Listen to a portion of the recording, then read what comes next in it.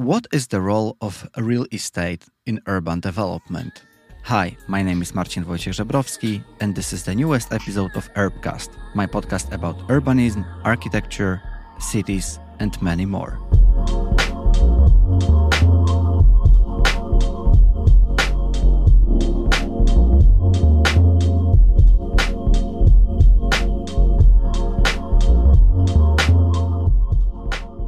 My guest today is Lærke Hein, who is working with urban development at NREP. NREP is the biggest Scandinavian real estate developer that was founded in 2005 on the simple idea that the real estate, which we view as the world's largest product category, is ready for change. NREP puts a big emphasis on sustainability and has pioneered sustainability in the built environment for years. They have created the world's first 100% recycled concrete building and are also currently developing the world's first large-scale real estate project to align with all of the United Nations 17 Sustainable Development Goals. One of the projects that NREP is developing is Tunnelfabrikken, which is an old industrial factory which is located in Copenhagen in the northern harbor, Nordhavn, and the CEO of which is Lærke Hein. Before we start our conversation, let me introduce Lærke, who has a very interesting background, and she was very new to urban development and real estate when she joined NREP a couple of years ago. She has a very big experience with organizing and promoting communities, talents, and especially working with children and also music scene in Copenhagen. She was, interestingly, chairman of Copenhagen Distortion, which is a street festival which started as a kind of a small just for fun festival and now has estimated of 100,000 guests per day and is one of the largest annual gatherings in Europe. The Distortion Festival takes place on the streets of Copenhagen and is filled with music, events, and people just celebrating, the music on the streets of Copenhagen. She was also the ambassador for Red Cross or co-founder of Right to Movement, a global running community with runners and established communities all over the world running for the basic human right to freedom of movement. I am asking Lærke how it was for her to transition from this more community-driven experience to real estate. We will talk about how to start working in real estate and urban development as an outsider, how does a developer approach urban development, what is the financial and business model behind developing an industrial building, here the Tunnelfabrikken, how to bring a new life into this industrial old site, and how to realize a project in a public-private partnership, and the main question about the real estate: what is its role in urban development and is it more than an asset class? Welcome to the newest episode with Lærke.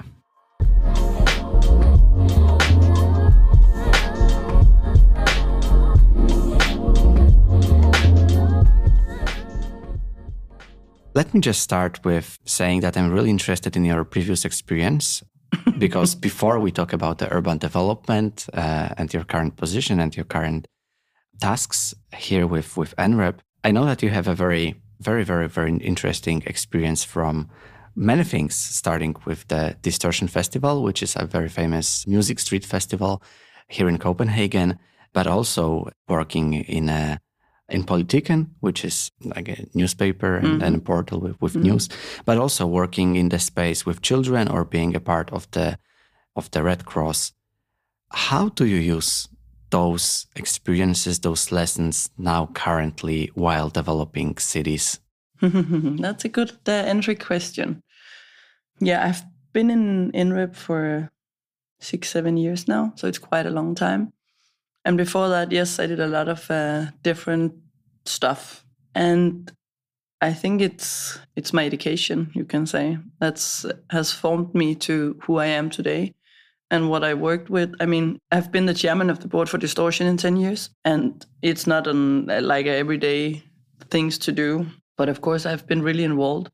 And doing things with other people has always motivated me, has always like doing a difference for people, making a difference also for the city. And then I think many of the things I have been doing has been circled around culture and social aspects. For the Red Cross, just to clarify, I didn't work for them. I was just Red Cross ambassador, where you do projects for them to raise money. Then I have been the CEO in Pumpehuset, and of course the live chef in Politikken, as you mentioned. But it was always doing something with other people, for people, and for the city and for the culture. And when NREP reached out to me, it was Klaus, who's the CEO now for NREP. We had a friend in common. And he said, yeah. And then he started talking about real estate. And I didn't get a clue of what he was saying, to be honest. I was like, like real estate and private equity. And it was really, really far away from me. But then he was a nice guy and we had a coffee, and then we had a coffee again. And then he said, the municipality of Copenhagen asked us if we could help them developing student housing, because there's a lack of student housing. And we need someone to help us doing this really cool. We want to do it as a concept, and like, what do the young people really want, instead of just building what everyone else does. And then I started to understand what he was talking about. Okay, we have to develop a concept, we have to create a community, and that was stuff that I've been doing before, like distortion, or I also created, I didn't do anything by myself, but with other people, of course, developing Right to Movement, which is a global running community.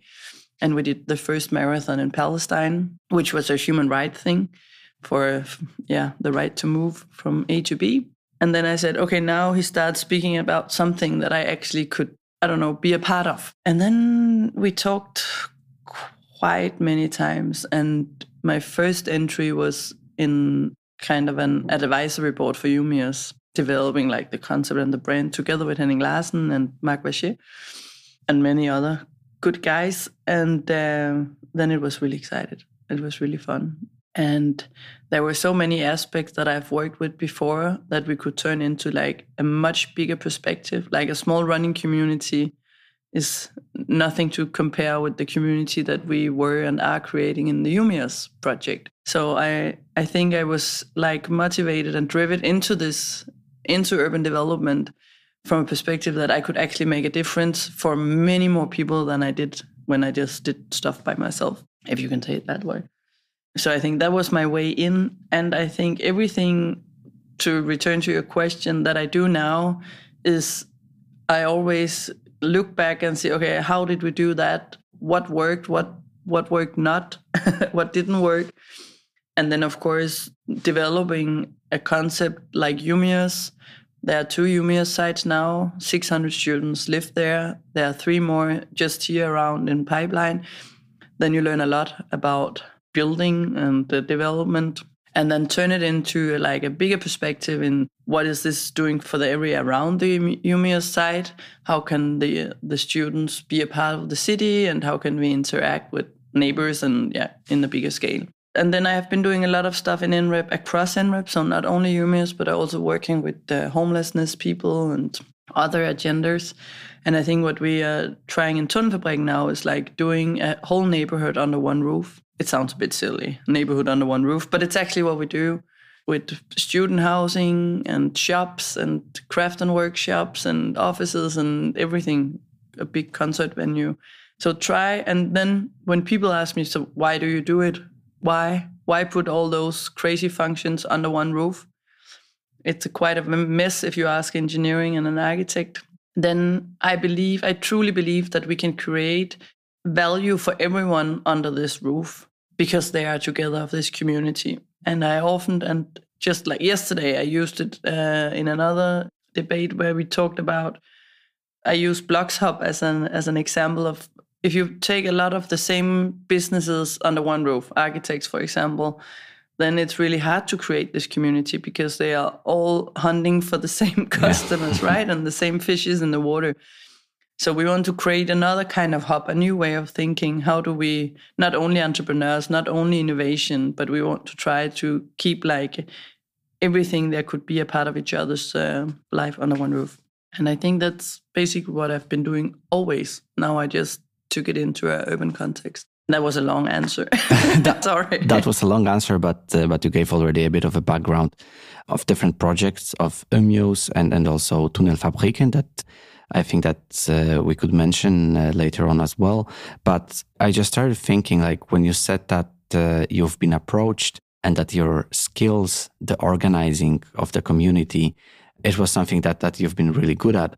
And that was a skill that was very needed for the project. And here I would like to talk a bit about the role of real estate and developers in such projects, because I think that sometimes it's hard to understand what's the kind of real estate kind of offer if you are from outside. I will just explain it in a way that where I'm coming from in Poland, I think that we tend to stigmatize real estate and also developers for being the ones that they only want to invest the money and get most out of it, yes, and not caring that much about the quality or innovation within the projects. What was like your first feeling when you started joining or being the part of the real estate development and market here in Denmark? Was that different than from what you maybe expected before? To be honest, I don't think I expected that much before because it was not a world that I knew anything about. So I didn't have the biggest expectations.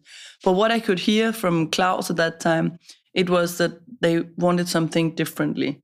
And I think the big difference from what you say about how we used to look at the real estate is that when we think long term, we also believe that if people have a better life and they live there for a longer time, we will earn more money.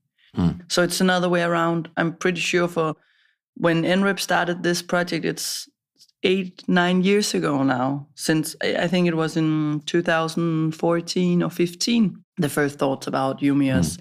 And that was to create something that was not supposed to be sold. It should be here forever, so we should do it really good. That's one thing, earning more money on the long perspective.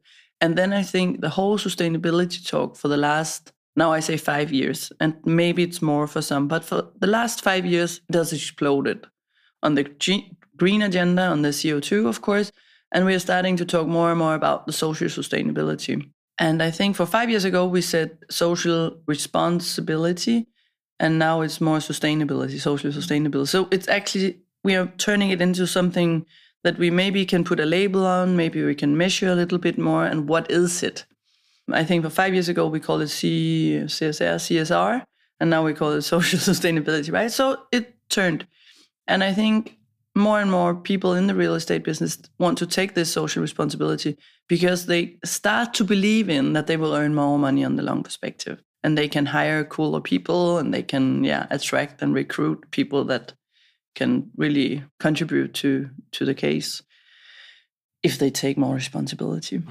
I think that was, for me, and that's quite personally, it drove me into it. It was like, I didn't thought, before NREP was bad guys just building new and flip it and earn money. And now they want to do something else because I didn't knew the history of real estate, to be honest. It was more that I was brought into a cool project to begin with. I was not a part of of the history.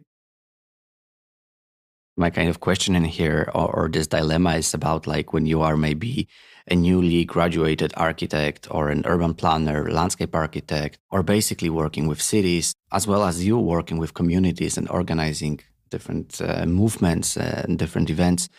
You really want to change the world, and you have this like kind of ideal image of how the city can function and look like. And then from the other hand, you have the business, the money, the real estate that dictates how the city is being developed. And I think that when those two groups meet, so this may be this idealistic idea of how the city could work, and then the money comes because you also need to finance the project sometimes, there might be this clash. And I think that that's why this urban development is so interesting, but also complex discipline in general. But I think that's not urban. That's not now I say only, but only urban development. It's all aspect of our society. Money, money talks and monkey walks. But I truly believe that we can do it, even if we still have to earn money. It doesn't have to be a philanthropy all the time. We can definitely build cities and plan cities in a way that there is good for the planet and good for the humans, and people can also earn money. But of course, I think everyone should maybe try to, instead of maximizing the profit all the time, also from the big pensions, I don't know what it's called, pensionskasser, they have to maximize their profit all the time. And we should maybe put a cap someday. Then it would be easier to develop cities, because otherwise it would always be a question, could we maximize a bit more? Could we put a level more? Could we do more to earn more money? And then we maximize buildings and take away green spaces and I think it's about understanding each other, about some common understanding especially. And you also said that the sustainability and this maybe more ecological approach, more ecological perspective, it is starting to be present in the debate, but also in real estate, right? That it makes sense to invest a bit more money into building in a kind of a better way, in a more ecological friendly way, because it brings the benefit afterwards, right? In a longer perspective. Definitely. And I also believe that there have been a pressure, and there is a pressure from the market that if you don't, now I say build green, but at least if you build with the DGNB or another certification, do it as a gold or whatever, then you are quite sure that you can sell your property again in 10, 15 years. If you don't do it right now, then I wouldn't put my money in it because no one will buy it in 10 years. The business is also forced in to do something better, I guess. And now, I mean, we talked a lot. We're in Denmark and we're in Copenhagen, and it looks different if you go to China or whatever, of course. Definitely. Yeah. Yes. So that's another story. Yes, definitely. I mean, of course, we are a bit Copenhagen-centric in this conversation as well. But it is because I think that Copenhagen is having some role models that it's so nice to share with the rest. And Tunnelfabrikken is one of the examples, right? So basically building a 70,000 square meter community under one roof. I mean, at least that's the goal. And this is maybe something that we can just develop a bit further, because Tunnelfabrikken is something that inspired me. And I think that was the kind of main inspiration for this conversation as well, because I was really interested in that project. Could you tell me how a business model looks like for such a project? Because it is like an all industrial fabric, right? So the factory that used to be used. And now it's going to be transformed into something else, something completely new, and something that will serve in many, many years, many decades probably. So how do you operate on such a case? So why is it even worth to develop such a project? To begin with, there are three owners. It's City and Harbour, it's NREP, and it's Union Coal. So it's two City and Harbour and two private developers. And they have different perspectives to go into this project. They do it for different reasons, but they have things in common, of course. And they want to show that it's possible to do something new in different ways. So they are all driven by learning from this project, see what we can do. We used the last 5 years to get the zoning plan, which is, of course, long time. And it's not like the municipality was really bad or whatever. It just takes time. Yeah. It's in a perspective area. They are developed in 20 to 40 years from now. So it's like in the middle of nowhere. But I think the municipality and the owner all believe that this can be like a landmark that can like combine the whole North Harbour and north of Copenhagen with inner Copenhagen, if we build it like big enough. And we used a lot of money already just to get here where we are now. But since they are like, for me, it's quite a simple, now I say business case, but it's a little bit like Robin Hood. Because when you create spaces for artists and culture in general, you need a lower price point than if you just do offices, because offices can pay more. That's like a fact. But we believe that if we lower the rent for the creatives and higher the rent, or at least at market rent for the offices, then we can attract the creative environment, and they can actually do the whole project to like a premium project for the offices, because they want maybe not to pay a premium, but at least they want to pay market rents to be a part of this community. And we all know from urban development in general that the artist will be where it's cheap, and it's often contemporary rent leases or leasing contracts. And then they are moved or pushed out of the city. That's like the story, And we try to create an environment out here where we can create spaces for things that normally only exist in contemporary areas into permanent areas. That's a big challenge, I think. It is a big challenge, but the whole case has been built up on that. And more rough areas, we don't put in nicely wooden floors and curtains and I don't know what. People has to do it a lot more by themselves, so they can also like make the rooms as they want it. So it's more rough what we hand over to the people that are going to be a part of it. And then since we build it, it's like an engineering house, and Dorte Mandrup and agency might kill me for saying that, but it is. It's a huge, huge project. Of course, it's think through and we work a lot about it, but it is engineering house because it's 300 meter long and 135 meter bright. It's a huge building, and it's quite a complex structure actually to make it work. And I think it's just important that we keep it as cheap as possible to build. Sustainability is, of course, a driver for it, but as cheap as possible so we can keep the rent cheap. Because we could build it like really nice and really like put gold on the walls, but then no one could pay the rents. So the goal is to integrate the current, or maybe let's say future, right? Because it's still not ready to be used. So we are talking about the future tenants. Yes, that will be part of the projects. Whole 23 we will use for myndigheds, like for the whole maintenance. Yeah, exactly. Yeah. And then we use 2 years for building it, right?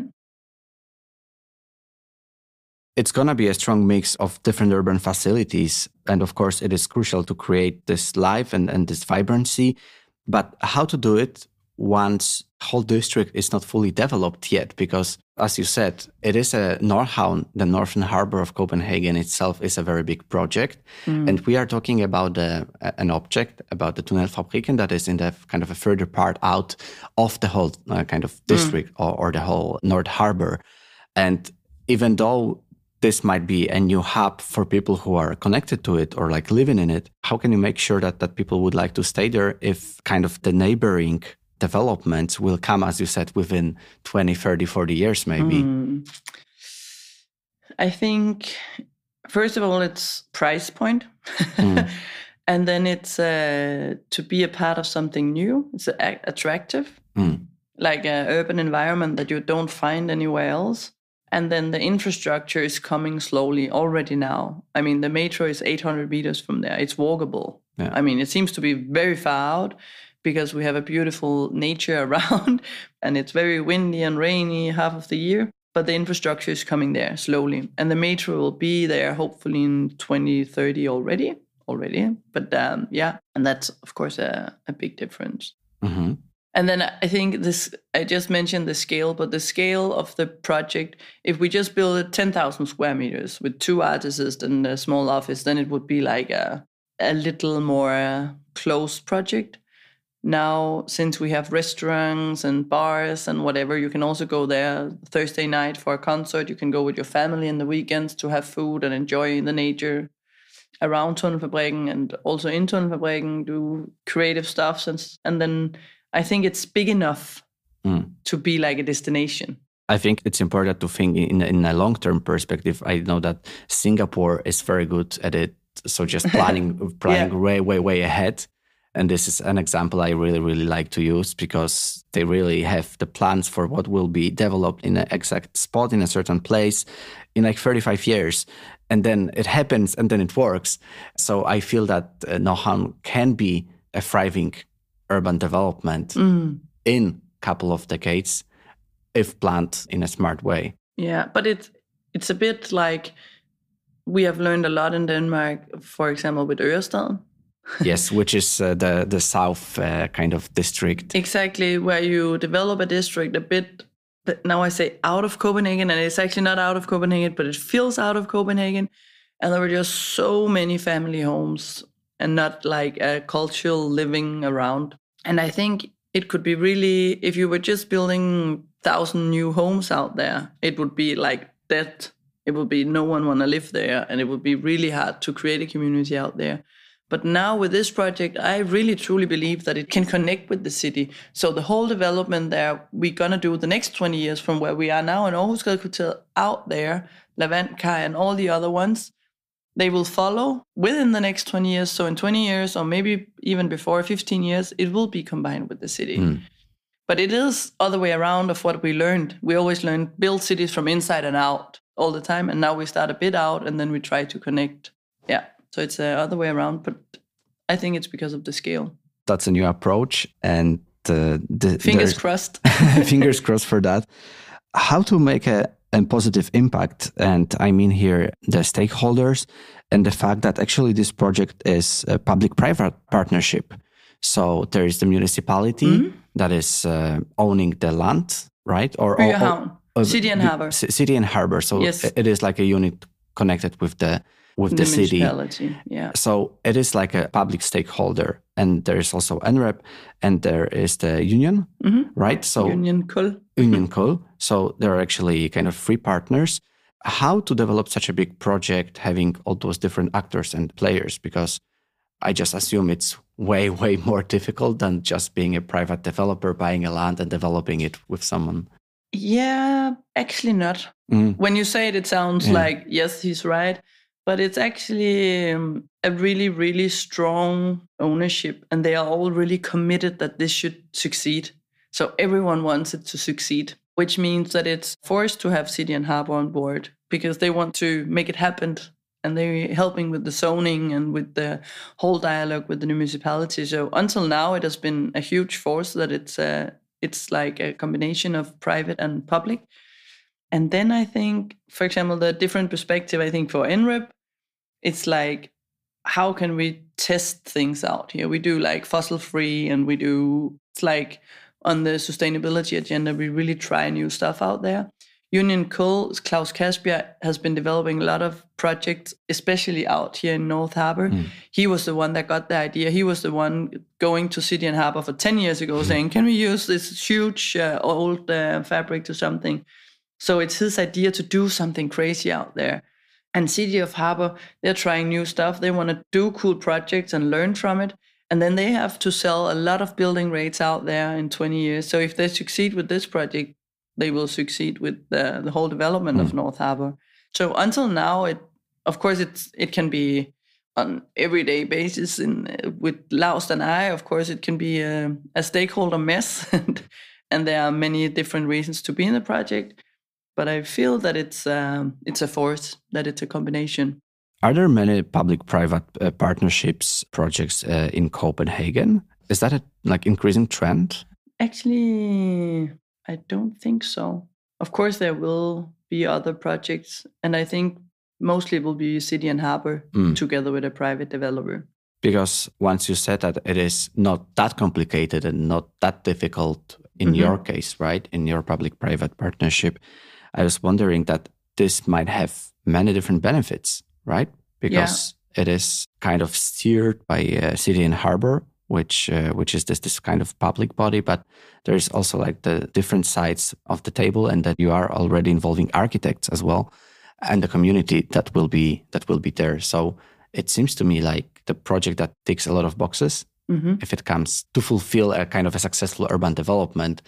That's why I was wondering, should we have more of those type of projects? I definitely think it would benefit for the city, because City and Harbor and the municipality has in mind that we develop city for a reason. And that's not only for... I think it could benefit the city on the long term if there were more public-private partnerships, definitely. But it's also important to say, as a private developer, you can do more stuff because it's your money. So you can say, hey, I want to put more money into this. I really believe in the community part. I want to do more common areas, and we are not forced to maximize the profit. So there are pros and cons, of course. But as a project, as Tunnelfabrikken, such a big project, I believe it's really good.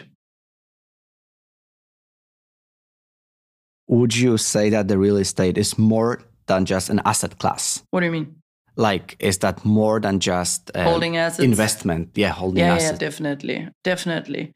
And of course, it's changing, and it has been changing for many. And there are different kind of developers, of course, in real estate.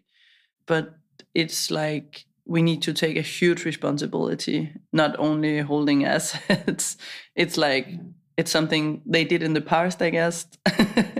It's not something that we're doing anymore. So we need to take the responsibility. Also, when we do zonings and when we do architecture and urban areas in general, it's a huge responsibility. Mm-hmm. For the last couple of years, developing different projects, I will also add the links to those projects in the description of the episode, so everyone that is interested can just click and check themselves, because it's, of course, hard to talk about the visual aspect of the projects in the podcast.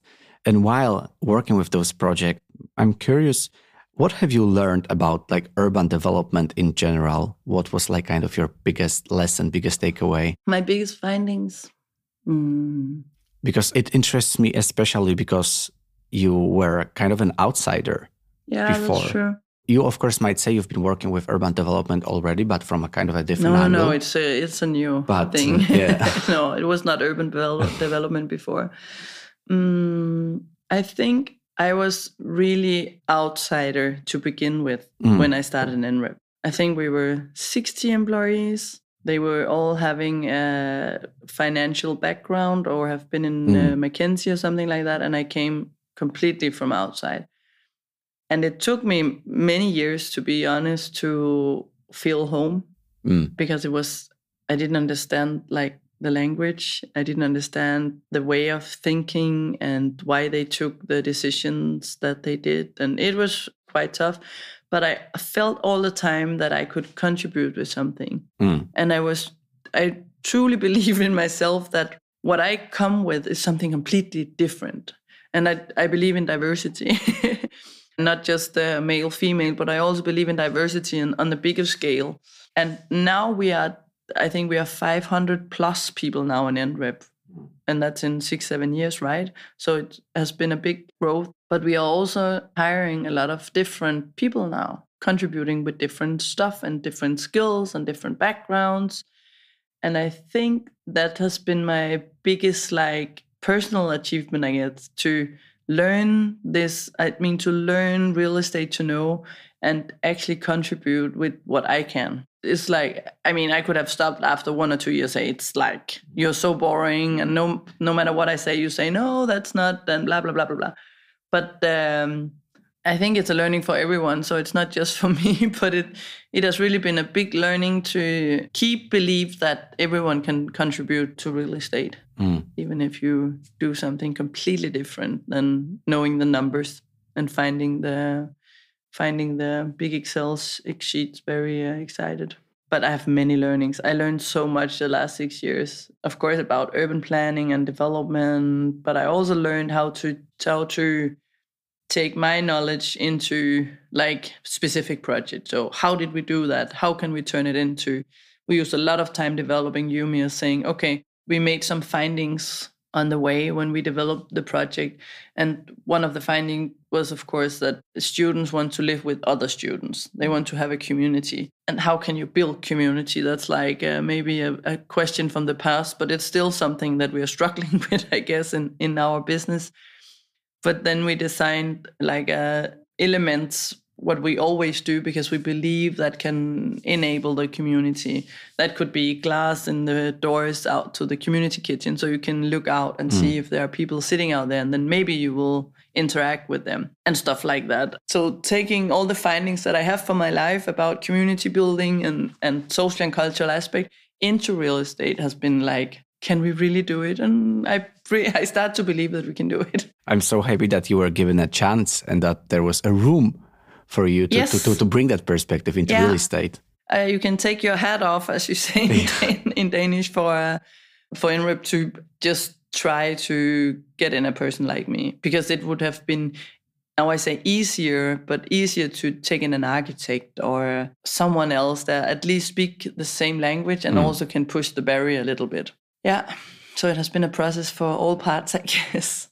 So it's not only about the numbers, about the Excel sheets and pure calculations, but also there is this kind of cultural, innovative aspect of looking at community. Yes, definitely. And just to finish on this educational note as well, I wanted to ask you for a book recommendation. Would you have something interesting to share with the listeners? Oh, I believe more in dialogue than books, I guess. So if there's someone you want to learn from, then drink a coffee with them.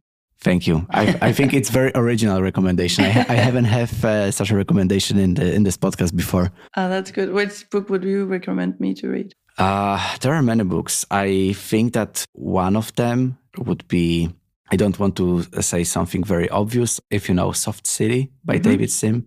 It is something that was also recommended in my podcast many, many times.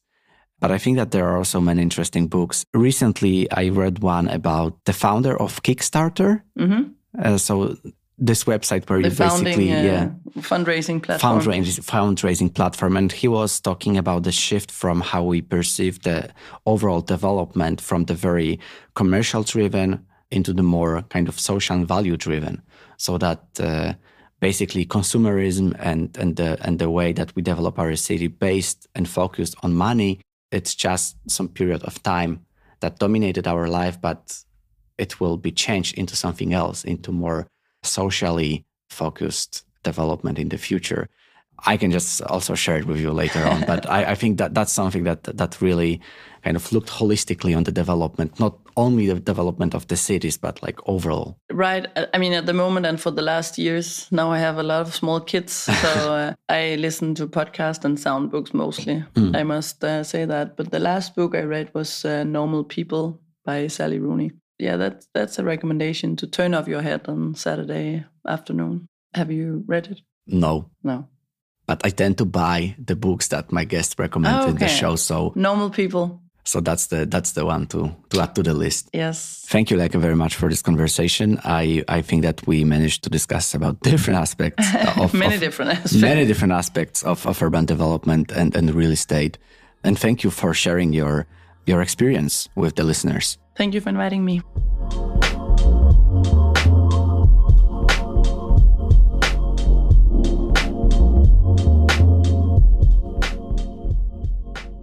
Thank you for listening to the newest episode with Lærke Hein from NREP.